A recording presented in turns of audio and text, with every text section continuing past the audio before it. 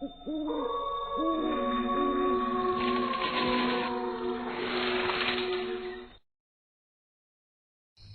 बेटा, इतनी दूर काम के लिए जाने की क्या जरूरत है।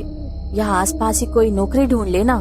तुम तो जानती हो ना माँ, आज के जमाने के हिसाब से कितनी कम पढ़ी लिखी हूँ मैं, और इतनी कम पढ़ाई लिखाई से आजकल कोई नौकरी नहीं मिलती, और वहाँ मुझे अच्छी सैलरी मिल रही है।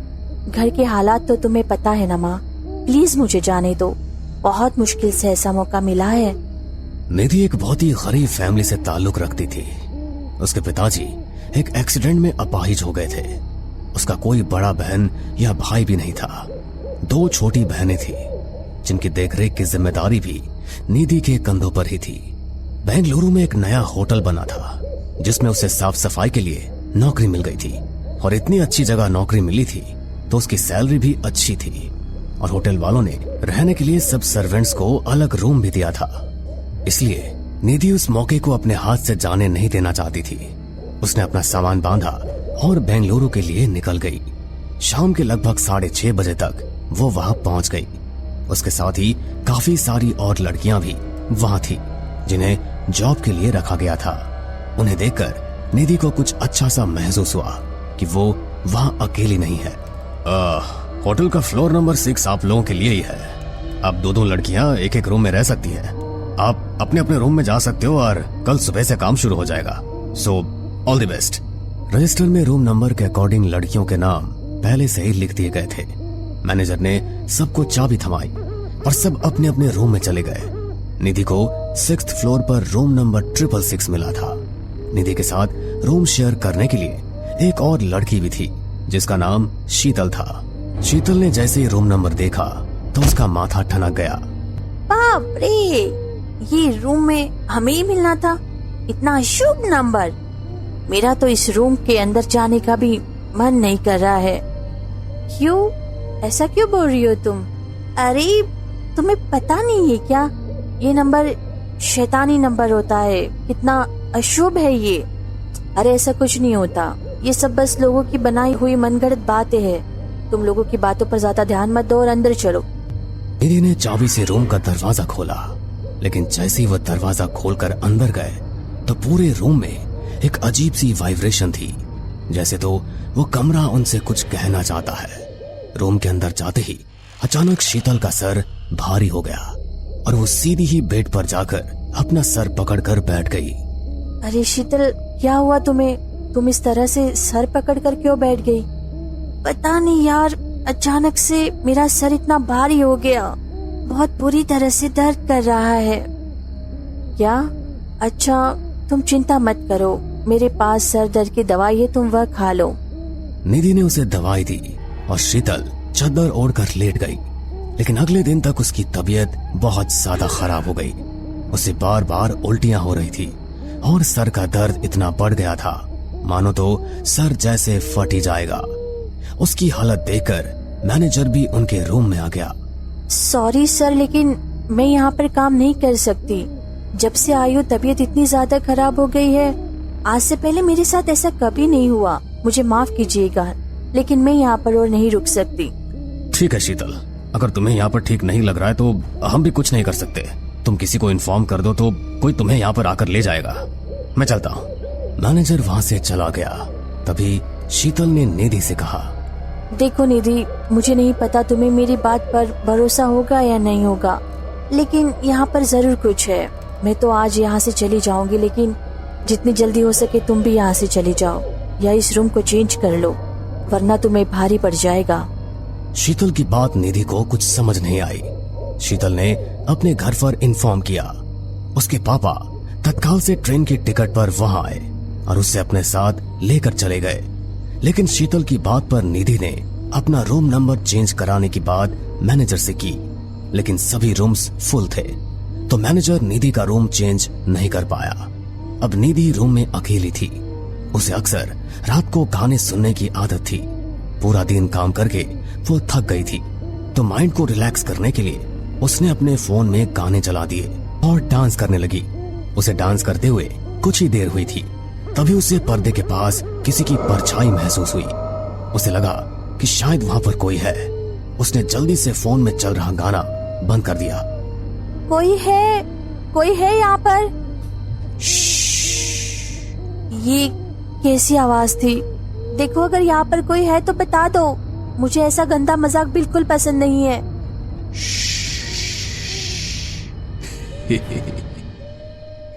इस बार उस आवाज को सुनकर निधि बहुत ज्यादा घबरा गई। उसने जैसे तैसे हिम्मत की और पर्दे के पास जाकर पर्दे को हटाकर देखा, लेकिन वहां पर कोई नहीं था। तभी उसकी नजर नीचे पड़ी, जहां एक पुराना खिलौना पड़ा था जो चल रहा था।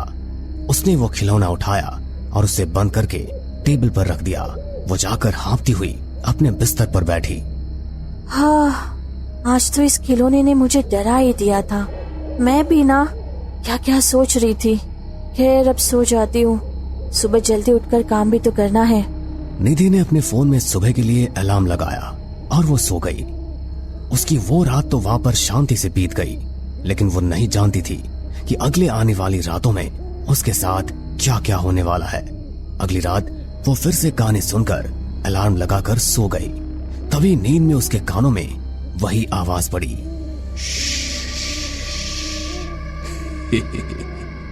आवाज इतनी भयानक लग रही थी कि अचानक ही उसकी नींद टूट गई, और जो उसने अपनी आंखों के सामने देखा वो देखकर तो मानो उसकी आत्मा उसके शरीर से ही निकल गई। बहुत भयानक दिखने वाली औरत उसके बगल में उसकी तरफ चेहरा करके लेटी हुई थी और हंसते हुए एकटक उसी को देखे जा रही थी। निधि को लगा कि शायद कमरे में अंधेरे की वजह से उसे भ्रम हो रहा है, तो उसने अपनी आंखें बंद कर ली। तभी फिर से उसके कानों में वही आवाज पड़ी। तुम्हारी दोस्त ने तुम्हें कहा था कि यहाँ पर मत रहो, लेकिन तुमने उसकी बात क्यों नहीं सुनी? कभी कभी लोगों की बात सुन लेनी चाहिए। जब ये आवाज निधि के कानों में पड़ी तो उसका पूरा शरीर पसीने में भीग गया, क्योंकि वो ये समझ गई थी कि बार बार उसे ऐसे ही एक ही जैसे भ्रम नहीं हो सकते। उसने हिम्मत करके अपनी आंखें खोली, लेकिन इस बार उसके बगल में कोई नहीं था। तो वो जरा शांत हुई। वो करवट बदलने के लिए जैसे ही मुड़ने लगी तो उसके ऊपर लगे सीलिंग फैन पर वही औरत बैठी हुई थी। इससे पहले कि निधि कुछ समझ पाती, डर के मारे वो बेहोश हो गई। सुबह जब उसकी आंख खुली तो उसकी गर्दन में बहुत दर्द हो रहा था। ये गर्दन में इतना दर्द क्यों हो रहा है? आउच! यार, ये ऐसा लग रहा है जैसे कुछ जल रहा है। निधि उठकर वॉशरूम में गई, लेकिन जैसे ही उसने वॉश बेसिन पर लगे शीशे में खुद को देखा तो उसके होश उड़ गए। उसकी गर्दन पर किसी के नाखून के खरोंच के निशान थे, और वो निशान इतने बड़े और गहरे थे कि निधि को समझ ही नहीं आ रहा था कि वो निशान उसकी गर्दन पर आए कहां से। तभी उसे अचानक रात को हुआ वो हादसा याद आ गया और उसकी रूह कांप गई। इसका मतलब कल जो भी मैंने देखा वो मेरा भ्रम नहीं था, वह सच था। और शीतल भी ठीक ही कह रही थी। मैं अब एक और पल भी यहाँ पर नहीं रुकूंगी। अभी के अभी चली जाऊंगी यहाँ से। निधि वहां से जाने के लिए अपना सामान पैक करने लगी। तभी उसके फोन पर उसकी मम्मी का फोन आया। बेटा श्रुति की तबीयत अचानक खराब हो गई है, पैसों की जरूरत है। अगर तेरा मैनेजर तुझे एडवांस दे सकता है तो एक बार बात कर ले, बहुत ज्यादा जरूरत है पैसों की। अपने माँ के मुंह से ये बात सुनकर तो निधि के मन में जो नौकरी छोड़ने का ख्याल चल रहा था वो अचानक ही निकल गया। उसने मैनेजर से रिक्वेस्ट की तो मैनेजर ने एडवांस पैसे भी दे दिए। निधि ने वो पैसे अपनी बहन के अकाउंट में ट्रांसफर करवा दिए, लेकिन अब उसकी परेशानी और बढ़ गई। पहले कम से कम मैं जैसे तैसे नौकरी छोड़कर जा तो सकती थी, लेकिन अब एडवांस भी ले लिया। अब तो किसी भी हाल में यहाँ से नहीं जा सकती। अब तो भगवान ही मालिक है, जो होगा देखा जाएगा। निधि जानती थी कि उसे सावधान रहना होगा, इसलिए उसने आज रात को गाने चलाने के बजाय अपने फोन में हनुमान चालीसा चला दी और उसे चलने दिया। लगभग 40 बार हनुमान चालीसा चलती रही। उस रात निधि के साथ कोई ऐसा हादसा हुआ ही नहीं। अब वो हर रात ऐसा ही करती। अपने फोन में हनुमान चालीसा लगाकर वो सो जाती तो उसे कोई परेशानी नहीं होती थी। 1 महीना बीत गया। तभी एक दिन अचानक उसके फ्लोर का पावर कट हो गया और वो अपना फोन चार्ज नहीं कर पाई। रात को फोन चार्ज न होने की वजह से वो फोन में हनुमान चालीसा भी नहीं लगा पाई। और उसी रात वो हुआ जिसका उसे डर था। उसके कानों में फिर से वही आवाज पड़ी, मैं जानती थी एक ना एक दिन तुम तो फंसोगी, और आज ही वो दिन है। यहाँ पर काम करने वाले लोगों को भी मैंने खत्म कर दिया था। किसी को यह कमरा खोलना ही नहीं चाहिए था। बहुत बड़ी गलती की तुम लोगों ने यह कमरा खोलकर, और तुम्हें यह कमरा देकर आज की रात तुम्हारी इस कमरे में आखिरी रात होगी। तुम्हें भी मैं वही पहुंचा दूंगी जहां बाकी सबको पहुंचाया है। निधि ने उसकी पूरी बात सुनी कि वो उसके ठीक पीछे है, इसलिए वो उसकी तरफ मुड़ी। लेकिन निधि को देखते ही वो आत्मा उससे पीछे हटने लगी। मैं जानती थी किसी न किसी दिन ऐसा जरूर होगा, इसीलिए मैं बालाजी महाराज को धारण किया है। जय हो बालाजी महाराज। निधि ने अपने गले में बालाजी महाराज का लॉकेट धारण किया था जो उसकी रक्षा कर रहा था। लेकिन निधि उसके पीछे की सच्चाई जानना चाहती थी कि आखिर वो कौन है और क्यों वो उसी कमरे में भटक रही है। निधि ने हिम्मत करके पूछा, मैं इतना तो जानती हूँ कि कोई भी आत्मा अपनी मर्जी से इस तरह नहीं भटकती। जब पहली बार तुम्हें यहाँ देखा तभी समझ गई थी तुम यहाँ पर बन चुकी हो। लेकिन मैं चाहती हूँ कि तुम्हारी मुक्ति हो। मैं तुम्हारे लिए यज्ञ कराऊंगी, पाठ कराऊंगी और तुम्हें मुक्त कराऊंगी। नहीं, मैं तब तक मुक्त नहीं होंगी जब तक मुझे न्याय नहीं मिल जाता। जब तक मैं अपने गुनाहगारों को सजा नहीं दे देती तब तक मैं मुक्त नहीं होने वाली हूँ। न्याय? कैसा न्याय? किसने गलत किया तुम्हारे साथ? देखो, मैं नहीं चाहती कि तुम इस तरह भटकती रहो और अपने बदले की आग में बेगुनाह और निर्दोष लोगों को मारती रहो। तुम मुझे बताओ, शायद मैं तुम्हारी कुछ मदद कर सकूं। तुम मेरी क्या ही मदद कर सकती हो? ये होटल मेरे पिताजी ने बनाया था और इसके आधे शेयर्स वो मेरे और मेरे भाई के नाम पर करने वाले थे। लेकिन मेरा भाई सारी प्रॉपर्टी को अकेले ही हथियाना चाहता था। इसलिए जब यह होटल बन रहा था तो एक दिन मुझे वह इस रूम में लेकर आया, रूम नंबर 666। बड़ी चालाकी से उसने मुझे खाने में बेहोशी की दवाई मिलाकर खिला दी। कुछ लोगों के साथ मिलकर उसने मुझे मार डाला और मेरी मौत हो गई। बहुत ही आसानी से ऐसा रूप दे दिया जैसे मैंने खुद ही अपनी जान ले ली हो। पैसों के लालच में अपनी सगी बहन का ही कत्ल कर दिया था उसने। पैसों की आड़ में वह बच गया और कभी उसे उसके किए की सजा नहीं मिली। भले ही मेरी भटकती आत्मा के देर से वो इस होटल के कंस्ट्रक्शन को पूरा नहीं करवा पाया और अतः आकर उसने यह होटल बेच दिया। लेकिन मेरी आत्मा तो यही पर थी। उसने मंत्रों के जरिए मेरी आत्मा को इस कमरे में बंद करा दिया। मेरी तो कोई गलती नहीं थी। बिन मौत मारी गई मैं, और आज वह अपनी जिंदगी को सुकून से जी रहा है। मैं आज भी मंत्रों की शक्ति से यहाँ से बाहर नहीं जा सकती, वरना कब का उसे खत्म कर दिया होता। कानून से तो उसे उसके किए की सजा नहीं मिली, लेकिन जब तक मैं उसे उसके किए की सजा नहीं दे देती मैं मुक्त नहीं होने वाली। उसकी बातें सुनकर निधि को भी उसके लिए बहुत बुरा लगा। निधि ने उससे कहा, तुम्हारे साथ बहुत गलत हुआ, लेकिन इसका मतलब यह नहीं कि तुम अपने भाई से बदला लेने के लिए निर्दोष लोगों को मारो। मैं तुमसे वादा करती हूँ, मैं इस कमरे पर हुए मंत्रों से तुम्हें आजाद कराऊंगी और उसके बाद तुम अपने भाई से अपना बदला ले लेना। लेकिन तुम वादा करो कि उसके बाद तुम मुक्त हो जाओगी और फिर कभी निर्दोष की जान नहीं लोगी। मुझे बस मेरा बदला लेना है, वही कारण है जिसकी वजह से अभी तक भटक रही हूँ। बस मेरा बदला पूरा हो जाए तो मैं खुद ही मुक्त हो जाऊंगी। निधि ने उससे वादा किया, लेकिन वो उससे और देर संपर्क में नहीं रहना चाहती थी। इसलिए उसने खुद ही हनुमान चालीसा का जाप शुरू किया। हनुमान चालीसा के जाप से वो आत्मा वहाँ से गायब हो गई। अगले दिन निधि ने एक पंडित जी से बात की और पंडित जी ने वहाँ आकर रूम नंबर 666 पर लगे मंत्रों के बंधन को खोल दिया। जिस बदले के लिए वो आत्मा इतने सालों से तड़प रही थी, मंत्रों के बंधन से मुक्त होते ही उसने अपना बदला भी ले लिया।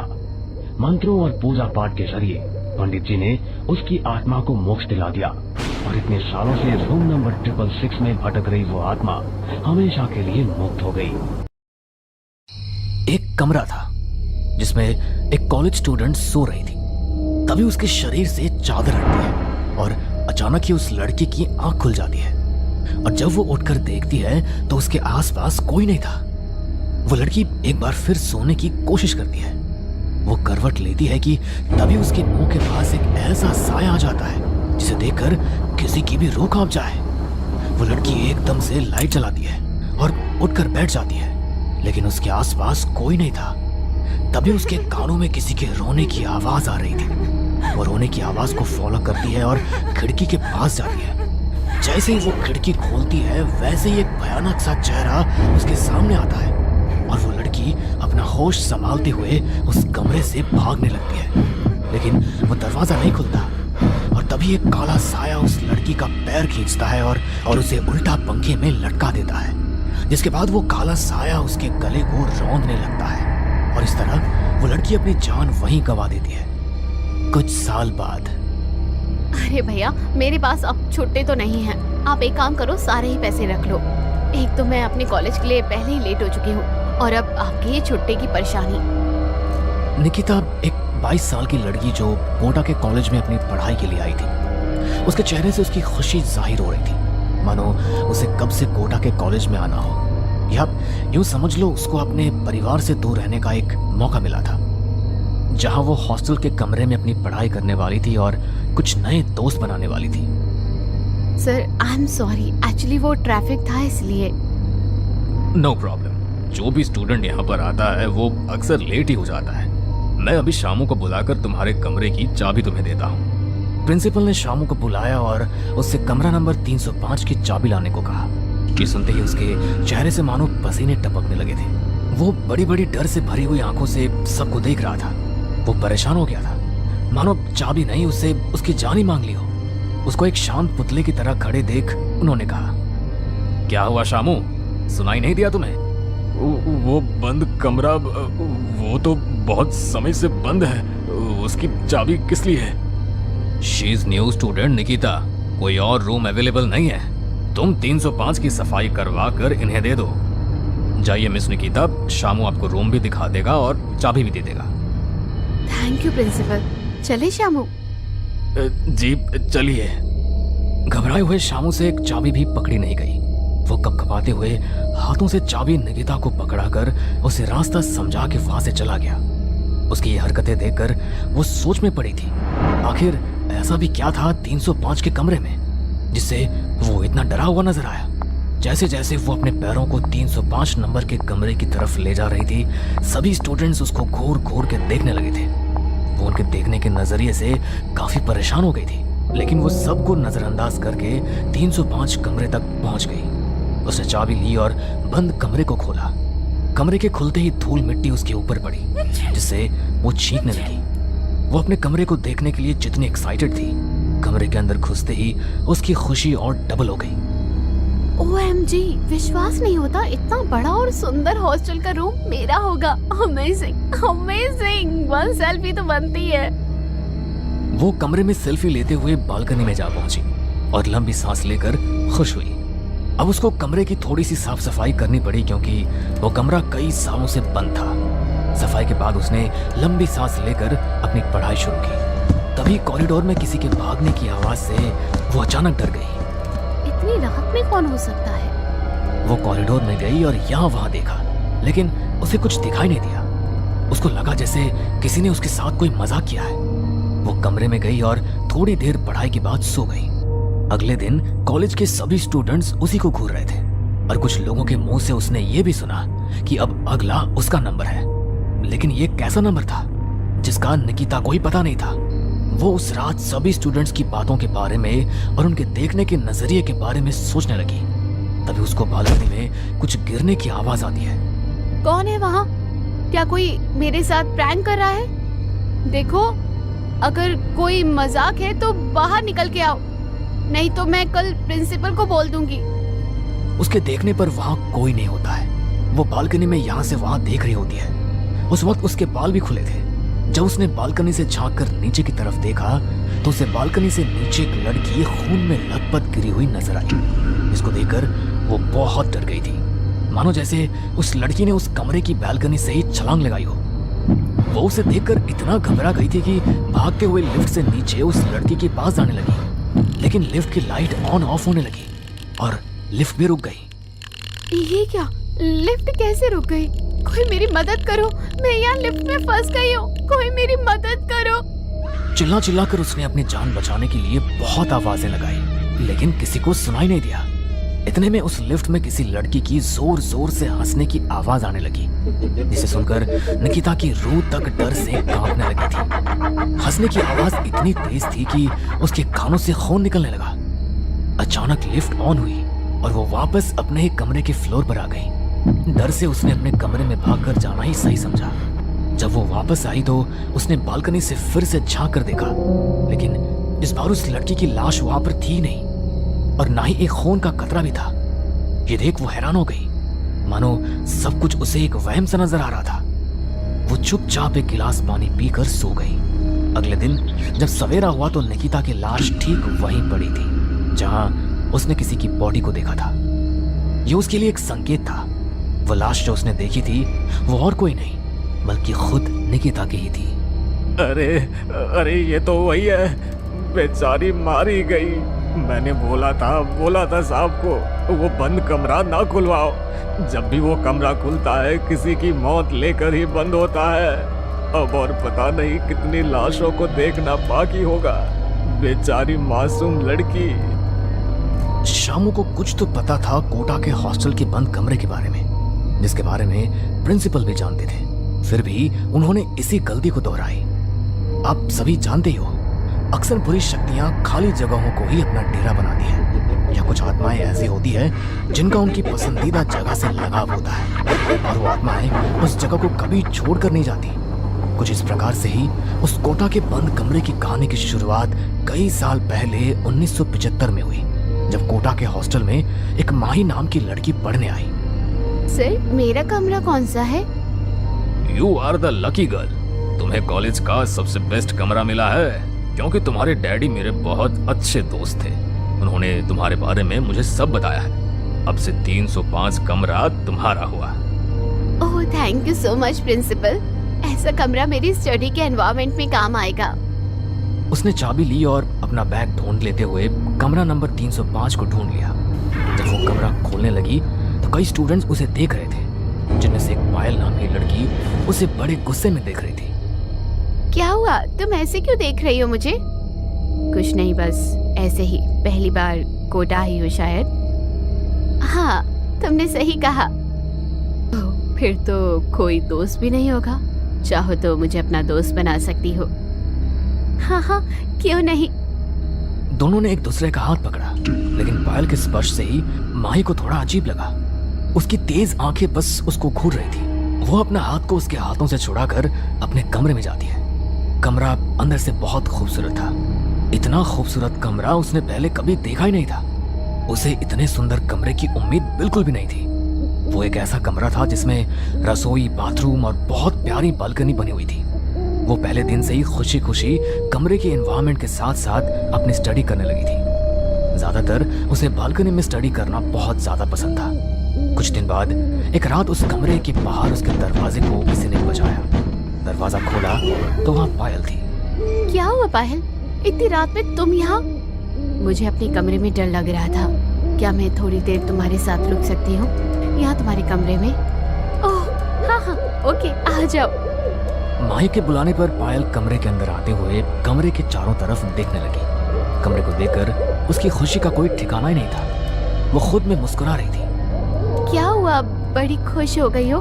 शायद कमरा तुम्हें बहुत पसंद आया। चलो बालकनी में बैठो, मैं कॉफी लेकर आती हूँ। ओके। माही रसोई में कॉफी बना रही थी। इतने में पायल बालकनी से कोटा के नजारे को देखकर बहुत खुश हो रही थी। वो उस खुशी को किसी के सामने जाहिर भी नहीं कर सकती थी, क्योंकि उस कमरे में आना और रहना उसका एक सपना सा था। उसने कई बार प्रिंसिपल से कमरे के लिए रिक्वेस्ट की, बट उसे कमरा नहीं मिला। ये लो कॉफी। बालकनी में तुम्हें अच्छा लग रहा होगा।